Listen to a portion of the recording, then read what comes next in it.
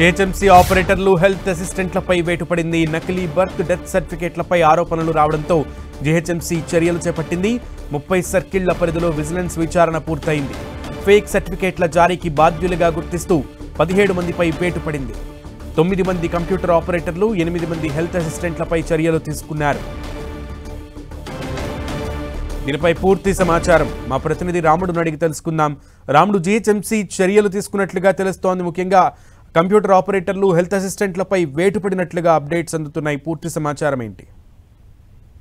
Sunil, birth and death సర్టిఫికేట్లకు సంబంధించి జీహెచ్ఎంసీలో ప్రధానంగా అనేక ఆరోపణలు ఉన్నాయి. ఈ బర్త్ సర్టిఫికేట్ల జారీ విషయంలో కూడా చాలా ఆలస్యం అవుతుంది. స్టెప్పులు అరిగేలా జీహెచ్ఎంసీ చుట్టూ తిరుగుతున్నారు అనేటువంటి సిటిజన్స్ తిరుగుతున్నారు, ఇబ్బందులు పడుతున్నారు అనేటువంటి ఆరోపణల నేపథ్యంలో ఈ అంశం పైన జీహెచ్ఎంసీ గత కమిషనర్ ఇలం బర్తి విజిలెన్స్ ఎంక్వైరీ చేయించడం జరిగింది.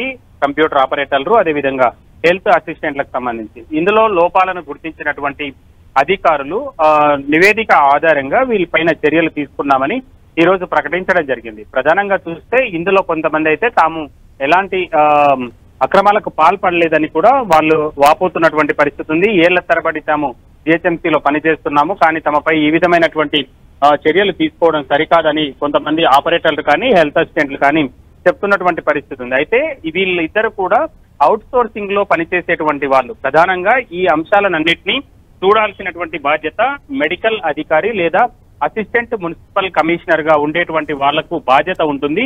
వాళ్ళు పూర్తి స్థాయిలో చూడాలి, కానీ వాళ్ళ నిర్లక్ష్యం కారణంగానే ఈ విధమైనటువంటి తప్పిదాలు జరిగినట్లుగా ఉన్నతాధికారుల దృష్టికి వచ్చింది. అయితే ఈ అంశంలో కూడా ఇటీవల కొద్ది రోజుల క్రితం ఇంట్లో పుట్టకపోయినప్పటికీ పుట్టినట్టుగా సర్టిఫికెట్లు జారీ చేసిన మలక్పేట్, అదేవిధంగా ఫలక్నుమాకు సంబంధించినటువంటి మెడికల్ అధికారి, అదేవిధంగా అసిస్టెంట్ మున్సిపల్ కమిషనర్ వాళ్ళకు కూడా చార్జ్ మెమోలు జారీ చేయడం జరిగింది.